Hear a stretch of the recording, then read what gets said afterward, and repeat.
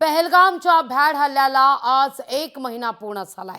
आतापर्यंत तब्बल 3000 जणांची या सगळ्या प्रकरणी चौकशी झाली आहे, तर 113 जणांच्या मुसक्या आवळल्या आहेत। 22 एप्रिल 2025 ला गेल्या महिन्यात हा भ्याड हल्ला झालेला होता।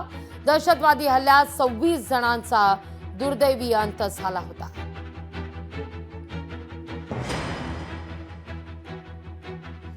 चार दहशतवादी या ठिकाणी पहलगामच्या बैसरण खोऱ्यात आले आणि पर्यटकांवर बेछूट गोळीबार करण्यात आलेला होता। या 26 जणांचा मृत्यू झालेला आहे। दरम्यान या सगळ्याला प्रत्युत्तर म्हणून भारतानं ऑपरेशन सिंदूर राबवलं आणि दहशतवाद्यांचे तळ उद्ध्वस्त करण्यात आले।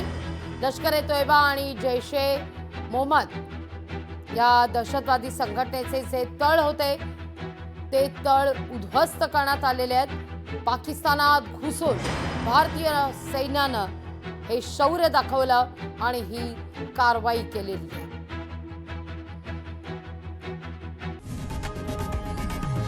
लोकशाही मराठी ऐका, पहा, जागरूक रहा।